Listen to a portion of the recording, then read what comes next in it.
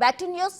Operators చేతుల్లోనే ప్రజల భూములు, ధరణిలో ప్రభుత్వ భూములను ఎక్కించాలన్నా, వెంచర్లకు సైతం రైతు బంధు రావాలన్నా అంతా వాళ్ల చేతుల్లోనే ఉంటుంది. భూములతో సంబంధం లేని వారిని సైతం ధరణిలో చేర్చుతారు. దీంతో భూమి ఉన్న రైతులు తమ భూమి ఎప్పుడు ఎవరి పేరుపై మారుతుందోననే భయంతో వణికిపోతున్నారు. కోట్ల రూపాయలు విలువ చేసే ప్రభుత్వ భూములను సైతం గత ప్రభుత్వ హయాంలో ధరణిలో చేర్చారు. ధరణిలో జరుగుతున్న మోసాల మీద బిగ్ టీవీ ప్రత్యేక కథనం. గత బీఆర్ఎస్ ప్రభుత్వము ప్రతిష్టాత్మకంగా తీసుకొచ్చినటువంటి ధరణి పోర్టల్లో రైతుల కంటే మేలు ఎక్కువగా అక్రమార్కులకే చేసింది. ధరణిలో ఒక్కొక్కటిగా జరిగినటువంటి మోసాలు వెలుగులోకి వస్తున్నాయి. తెలుసుకోవాలంటే నాతో రండి.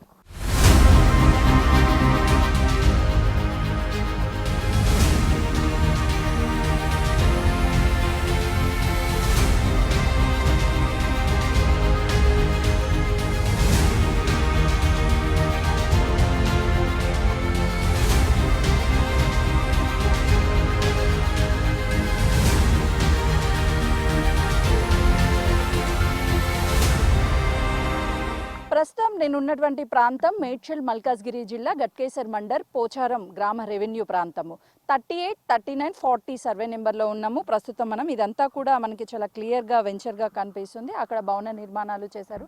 దాంతో పాటు వెంచర్కి సంబంధించినటువంటి ఫ్లాట్స్ కూడా గత కొన్ని సంవత్సరాల క్రితమే చేశారు. అయితే దీనికి సంబంధించి ఏదైతే గత బీఆర్ఎస్ ప్రభుత్వము ఎంతో ప్రతిష్టాత్మకంగా తీసుకొచ్చా అని చెప్తున్నటువంటి ధరణి పోర్టల్ ద్వారా రైతులు ఎవరైతే ఉంటారో వాళ్ళకి న్యాయం చేకూరుస్తామన్న దిశగా చెప్పినప్పటికీ కూడా ఇంకా ఏదైతే రైతులకి సంబంధించి అనేక సమస్యలు ఈ ధరణి పోర్టల్ ద్వారా తలెత్తుతున్నటువంటి సందర్భాలు మనం చూస్తున్నాము. దాంతో పాటు ఇప్పుడు ప్రస్తుతం అయితే మాత్రము అటు ధరణికి సంబంధించినటువంటి రికార్డ్స్లో ఏదైతే ప్రభుత్వ భూములు ఉంటాయో ప్రభుత్వ భూములను సైతం కూడా రికార్డ్స్లో పొందుపరచడము, వాళ్ళకి ధరణి నుంచి ఏదైతే రైతు బంధును ఇవ్వడం, ఇవన్నీ కూడా చేస్తున్నటువంటి సమస్యలను మనం నిత్యం చూస్తూనే ఉన్నాము. అయితే ప్రస్తుతం ఈ ప్రాంతం అంతా కూడా మనం చూస్తే ఎక్కడికక్కడ అటు లేఅవుట్స్కి సంబంధించినటువంటి ప్రహరీ గోడలను నిర్మించుకోవడం, ఎవరి ఫ్లాట్స్కి సంబంధించి వాళ్ళని చేసుకుంటూనే ఉన్నారు. అయితే ఇదంతా ఈ భూమి అంతా కూడా ఒక మోత్కుపల్లి యాదగిరి రెడ్డి అనే ఒక వ్యక్తిది. గత కొన్ని సంవత్సరాల క్రితము ఇది వ్యవసాయ భూమిగా ఉన్నప్పటికీ తర్వాత దీన్ని వెంచర్గా చేసి ఫ్లాట్ల రూపంలో అటు అందరికీ అమ్మడము, దాంతోపాటు కొన్ని నిర్మాణాలు చేశారు. అటు గ్రామానికి సంబంధించినటువంటి అనుమతులను కూడా తెచ్చుకున్నటువంటి పరిస్థితి ఉంది. కానీ ఏదైతే 2018లో ధరణిని తీసుకొచ్చారో అప్పటి నుంచి కూడా రికార్డ్స్లో ఇంకా ఇది వ్యవసాయ భూమిగానే ఉంది. ప్రతి సంవత్సరం కూడా ఈ 35 ఎకరాలకి సంబంధించి దాదాపు 3,50,000 రూపాయల వరకు రైతు బంధు అనేది వాళ్ళ అకౌంట్లో పడుతున్నప్పటికీ కూడా అధికారులు అటు చూసి చూడనట్టుగా వ్యవహరిస్తున్నారు. మరోవైపు అనుమానాలు కూడా వ్యక్తమవుతున్నాయి. ఎందుకంటే దాదాపు 5 సంవత్సరాల నుంచి కూడా ఇక్కడ గ్రామ పంచాయతీకి సంబంధించినటువంటి కావచ్చు, అదేవిధంగా జిల్లాకి సంబంధించినటువంటి అధికారులు ఏం చేస్తున్నారు, ధరణికి సంబంధించి ఎప్పటికప్పుడు అప్డేట్ అనేది అందించాలి. కానీ ఎలాంటి అప్డేట్ లేకుండా కేవలము ఏదైతే దీన్ని రికార్డ్స్లో పొందుపరిచారో ఇది వ్యవసాయ భూమిగా అని చెప్పేసి ధరణిలో, ఆ తర్వాత ఎక్కడా కూడా ఇక్కడ ఫ్లాట్స్ అదే గవర్నమెంట్కి సంబంధించి అంటే అదే ప్రభుత్వంలో ఉన్నప్పుడే అటు ఇంటి నిర్మాణాలకి సంబంధించినటువంటి అనుమతులు తీసుకొచ్చారు. అంటే ఒక్కసారి రైతు బంధు పడుతున్నప్పుడు ఎలా దీన్ని కన్వర్ట్ చేయకుండా ఇటు అనుమతులు ఇస్తారు అనే అనుమానాలు కూడా ఏ అధికారికి రాలేదా అని అనేక అనుమానాలు వ్యక్తమవుతున్నాయి. దీని వెనక ఎవరైనా ఉండి అప్పుడు బీఆర్ఎస్ ప్రభుత్వంలో ఉన్నటువంటి కొంతమంది కావాలనే వ్యవసాయ భూమిగా లేకపోయినప్పటికీ కూడా నాలా కన్వర్ట్ చేసి ఇక్కడ నిర్మాణాలు చేస్తున్నప్పటికీ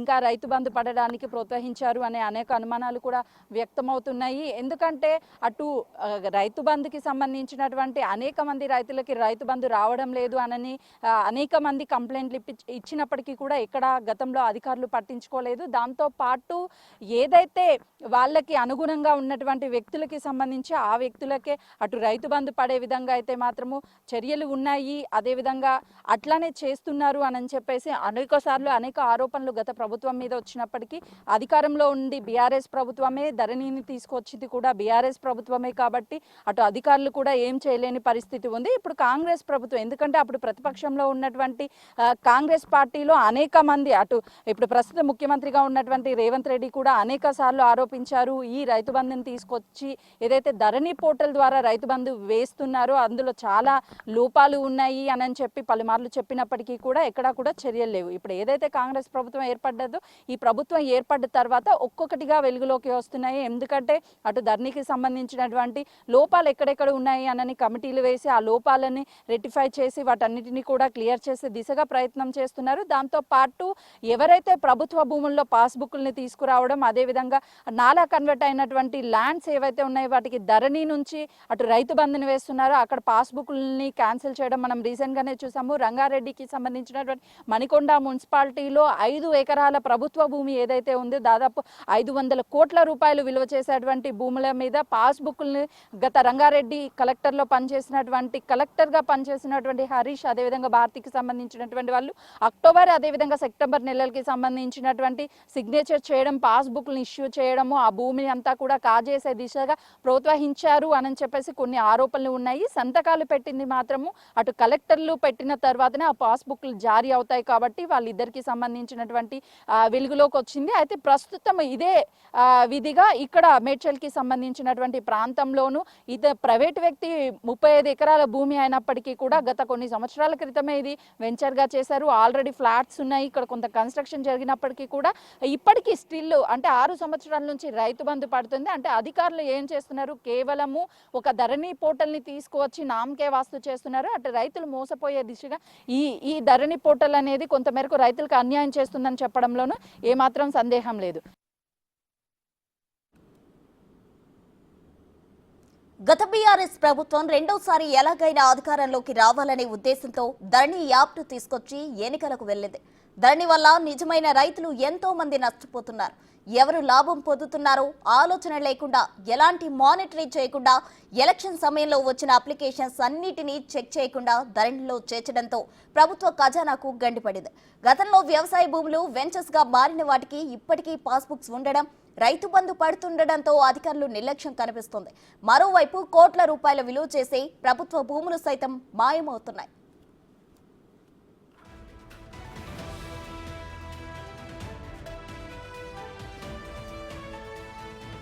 గట్కేసర్ మండల్ పోచారం గ్రామ రెవెన్యూ పరిధిలో ఉన్న సర్వే నెంబర్ 38, 39, 40లలో రైతు మోత్కుపల్లి నరసింహారెడ్డికి 33 ఎకరాల భూమి ఉంది. దాన్ని పోచారం గ్రామ పంచాయతీగా ఉన్న సమయంలో 1988లోనే లేఅవుట్గా మార్చారు. ఈ సర్వే నంబర్స్ భూములకు పట్టా పాస్ పుస్తకాలు ఉండడం, రైతు బంధు అక్షరాల 20 లక్షల రూపాయలు పడడంతో ధరణిలో జరుగుతున్న మోసాలు కళ్ళకి కట్టినట్లు కనిపిస్తున్నాయి.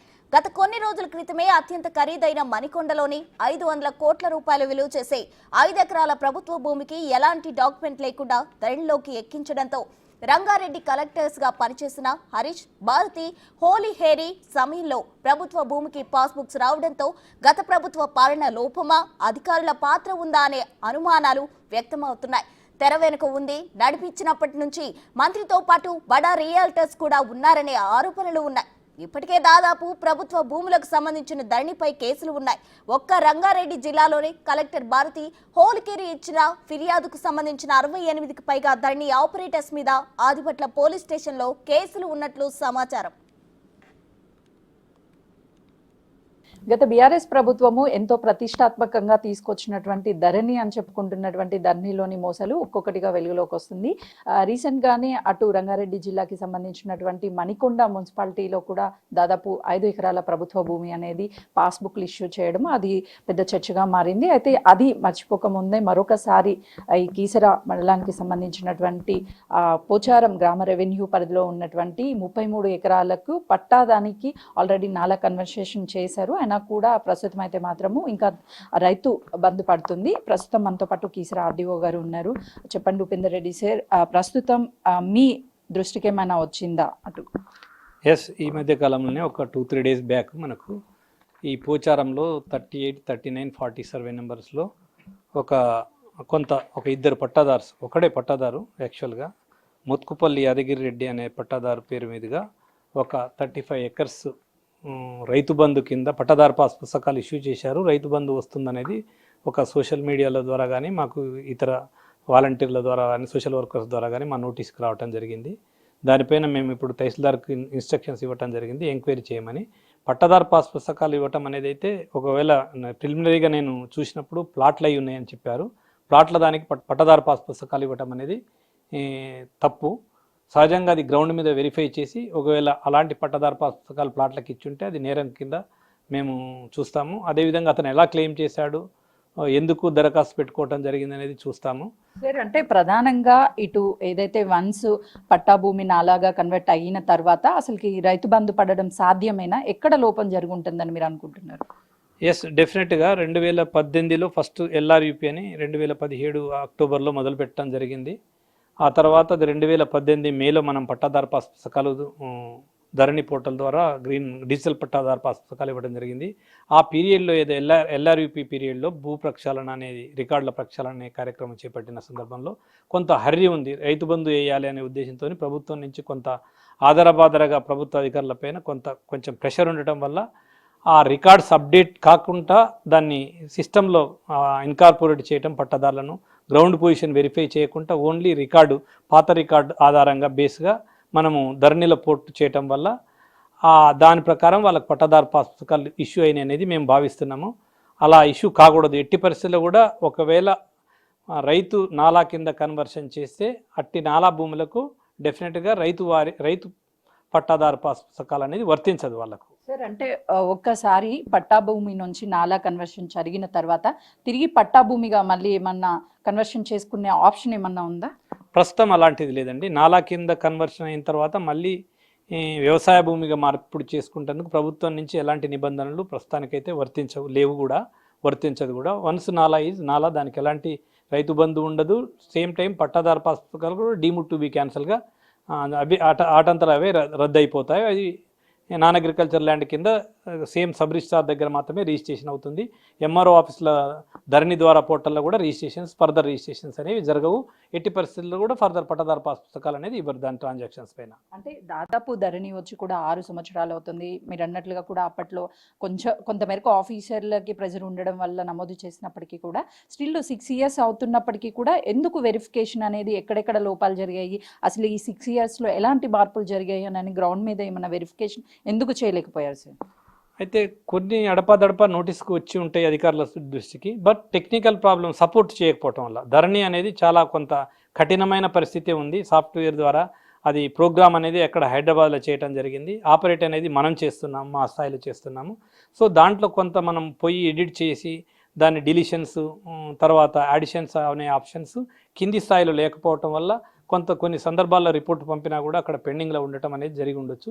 కొన్ని నోటీసులు రాకపోవడం వల్ల కూడా ఇలానే క్లెయిమ్ చేస్తుండి ఉండవచ్చు. బట్ తక్షణం తప్పనిసరిగా ఇప్పుడు విచారణ జరిపి అలాంటివి ఏమైనా ఉంటే డెఫినెట్గా గవర్నమెంట్కు కలెక్టర్ గారికి పంపించేసి రిపోర్ట్ పంపి దాని ధరల నుంచి తొలగించి అట్టి వ్యక్తులు ఏమైనా ఒకవేళ రైతు బంధు క్లెయిమ్ చేసి ఉంటే కూడా డెఫినెట్గా ఆర్ఆర్ యాక్ట్ కింద ఇల్లీగల్ కాబట్టి అతను అమ్మేశాడు, ప్లాట్లు కూడా అయినాయి కాబట్టి ఇల్లీగల్గా క్లెయిమ్ చేసిన సందర్భంలో ఆర్ఆర్ యాక్ట్ కింద కూడా డెఫినెట్గా మనము రికవరీ చేసే అవకాశం కూడా ఉన్నది. సార్ అంటే ఇప్పటికే ఈ ధరణికి సంబంధించి అటు భూములు రికార్డ్స్లో ధరణి పోర్టల్లో నమోదు అవ్వడం లేదని కొంతమంది కంప్లైంట్స్ ఇస్తుంటే మరి కొంతమందికి ఇలాంటి అన్యాయంగా పాస్బుక్లు జారీ అవ్వడము, వాళ్ళకి రైతు బంధు పడడం జరుగుతుంది. దీని వెనుక గత ప్రభుత్వంలో ఉన్నటువంటి కొంతమంది రాజకీయ ఇన్ఫ్లుయెన్స్ కూడా ఉంది అని అంటున్నారు. అది మీ దృష్టికి ఏమైనా వచ్చిందా సార్?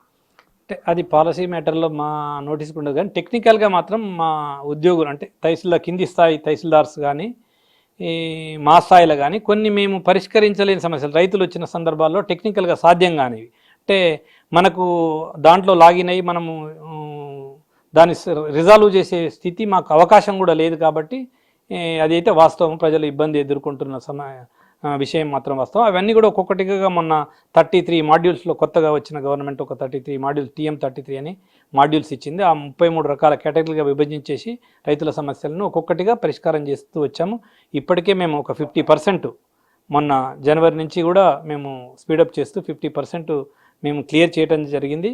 ఒక ఎలక్షన్స్ రావడం వల్ల ఈ 2 months గ్యాప్తో మళ్ళీ ఆగిపోయింది. మళ్ళీ ఎలక్షన్లు ఎప్పుడైతే అయిపోయినాయో రిజల్ట్ వచ్చిందో దాని నుంచి స్పీడప్ చేశాము. ఈ పెండింగ్లో ఉన్న సమస్యలు కూడా మ్యాక్సిమం ప్రయత్నం చేస్తున్నాము. రెగ్యులర్గా డే టు డే రివ్యూ చేసుకుంటూ మేము ముందుకు పోతున్నాం. అంటే ఇప్పటి వరకు ధరణికి సంబంధించినటువంటి ఇలాంటి సమస్యలు ఎన్ని కంప్లైంట్స్ మీ దృష్టికి వచ్చాయంటే అటు నాలా కన్వర్ట్ అయిన తర్వాత కూడా తీసుకోవడం, లేకపోతే ప్రభుత్వ భూములకి సంబంధించి పాస్బుక్లు జారీ చేయడం, అలాంటి మొత్తం ఎన్ని కేసెస్ మీ వరకు ఇప్పటి వరకు మీ దృష్టికి తీసుకుంటారు? అంటే నేను ఇక్కడ కొత్తగా జాయిన్ అయినా కానీ కౌంట్ లేదు, కానీ కొన్ని మనకైతే నోటీస్కి వచ్చినాయి. వాటన్నిటిపైన మేము శ్రద్ధ పెట్టి దాన్ని ఫాలోఅప్ చేస్తున్నాము. ప్రభుత్వ భూములపైన కూడా కొన్ని పట్టాదారు పాస్ పుస్తకాలు ఇచ్చిన మాట వాస్తవమే. అసైన్ ల్యాండ్లు ఎక్కడైతే ఉన్నాయో అవి వాళ్ళు ట్రాన్సాక్షన్ చేయడం జరిగింది. తద్వారా వాళ్ళు పట్టాదారు పాస్ పుస్తకాలు కూడా కొనుక్కున్నారు, పర్చేసర్ కూడా. That is illegal. అవి కూడా మేము ఒక 1 by 1 ట్రేస్ చేయడం జరుగుతుంది. దానిపైన కూడా చర్య తీసుకోవడం జరుగుతుంది. అదేవిధంగా ఇలాంటి కేసులు కూడా ఒకటి ఇప్పుడు ఫస్ట్ టైం నేను వచ్చిన తర్వాత రావటాను ఇమీడియట్గా దీన్ని ఎంక్వైరీ చేసేసి 2-3 డేస్లో దీన్ని ఇమీడియట్గా ధరణి పోర్టల్ నుంచి తొలగించేసి అతను ఏమైనా డబ్బులు ఒకవేళ తీసుకొని ఉన్నాడా, ఓన్లీ ఒక పట్టాదారు పాస్ పుస్తకం ఇష్యూ అయిందా, పట్టాదారు పాస్ ఇష్యూ కావడంతో పాటు అతను డబ్బులు కూడా క్లెయిమ్ చేశాడా అనేది తేలవలసి ఉంది. ఒకవేళ డబ్బులు కూడా తీసుకుని ఉంటే అతనికి తదుపరి మేము చట్ట ప్రకారం ఆ డబ్బులు ఎలా రికవరీ చేయాలనేది కూడా మేము ఇప్పటికే ఇటు కాంగ్రెస్ ప్రభుత్వం ఏర్పడ్డా కూడా ప్రతి జిల్లాలకి సంబంధించి అటు రెవెన్యూస్ కావచ్చు ప్రతి చోట ఈ ధరణి పోర్టల్ ఏదైతే గతంలో జరిగినటువంటి లోపాలన్నిటిని కూడా వెరిఫై చేసి చర్యలు తీసుకోవడానికి ఏమన్నా ఆదేశించారు అని చెప్తున్నారు. అలాంటి ఇన్స్ట్రక్షన్ మీకు ఏమన్నా ఉన్నాయా సార్? అంటే ఎక్కడెక్కడ చర్యలు తీసుకోబోతున్నారు, ఎలా ముందుకెళ్ళబోతున్నారు? డెఫినెట్ ధరణిలో ఏదైతే రైతులు ఇబ్బంది ఎదుర్కొంటున్నారో వాళ్ళ సమస్యలన్నింటి కూడా పరిష్కరించమని టైం టు టైం జనవరి నుంచి రివ్యూ జరుగుతుంది. మాకు CCLA గారి నుంచి కానీ తర్వాత CS గారి నుంచి కానీ CM గారి దగ్గర నుంచి కానీ ఇన్స్ట్రక్షన్స్ ఉన్నాయి. మేము రెగ్యులర్గా మాకు ఏదైతే దరఖాస్తులు వచ్చినాయో ఆ దరఖాస్తులు వచ్చిన వాటినన్నింటినీ కూడా డౌన్లోడ్ చేసుకొని తహసీల్దార్ల ద్వారా విచారణ జరిపి తద్వారా తహసీల్దార్ లెవెల్లో కొన్ని, RDO లెవెల్లో కొన్ని, కలెక్టర్ గారి లెవెల్లో కొన్ని, ఇట్లా టైం టు టైం ఏదైతే ఉన్నాయో అవన్నీ కూడా మేము డిస్పోజ్ చేసుకుంటూ వస్తున్నాం. మ్యాక్సిమం అన్ని సమస్యలను కూడా ఈ 1 month 1.5 monthలో క్లోజ్ అయితేనే మేము భావిస్తున్నాం, 2 నెలల కాలంలో. అయితే చూస్తున్నాం కదా, ఏదైతే ఈ కీసరికి సంబంధించినటువంటి పరిధిలో ఉన్నటువంటి అన్నిటినీ కూడా ఎక్కడైనా సమస్యలు ఉంటే అటు ధరణికి సంబంధించి కావచ్చు, అదేవిధంగా పట్టా పాస్బుక్లకి ఇష్యూ చేసిన వాటి మీద ఎక్కడైనా సరే నాలా కన్వర్ట్ చేసిన తర్వాత కూడా అటు పాస్బుక్లు వస్తే వాటిని వెంటనే కూడా క్యాన్సిల్ చేస్తాము. అదేవిధంగా ఒకవేళ వాళ్ళకి అటు రైతు బంధకాన్ని పడినట్లయితే అవి కూడా రికవరీ చేస్తామని చెప్తున్నారు. మొత్తానికైతే మాత్రం ఏదైతే 35 ఎకరాలు దాదాపు ఉందో అది మొత్తాన్ని కూడా రికవరీ చేసి అక్కడ ఫ్లాట్లు కాని ఉంటే ఖచ్చితంగా పాస్బుక్ని క్యాన్సిల్ చేస్తాము అని కీసరకు సంబంధించినటువంటి RDO ఉపేందర్ రెడ్డి గారు చెప్తున్నారు. ధరణిలో ప్రభుత్వ భూములను గత ప్రభుత్వం మాయం చేసిందని గతంలోనే ప్రతిపక్ష హోదాలో ఉన్న ప్రస్తుత ముఖ్యమంత్రి రేవంత్ రెడ్డి పలుమార్లు ఆరోపించారు. ధరణిలో ఉన్న లోపాలను అధికారులు చేసిన మోసాల మీద ప్రస్తుత రేవంత్ సర్కార్ ఎలాంటి చర్యలు తీసుకుంటుందో చూడాలి. ధరణిలోని లోపాలను ప్రస్తుత ప్రభుత్వం ఏ విధంగా పరిష్కరించబోతుంది? ధరణి పేరుతో మోసాలు చేసిన వారిపై ఎలాంటి చర్యలు తీసుకోబోతుంది? పోచారం గ్రామ రెవెన్యూలోని 38, 39, 40 సర్వే నెంబర్ లేఅవుట్కి ఇంకా పాసు పుస్తకాలు ఎలా సాధ్యము? వీటిని ప్రస్తుత ప్రభుత్వం రద్దు చేస్తుందా? అధికారులు ఎలాంటి చర్యలు తీసుకుంటారో వేచి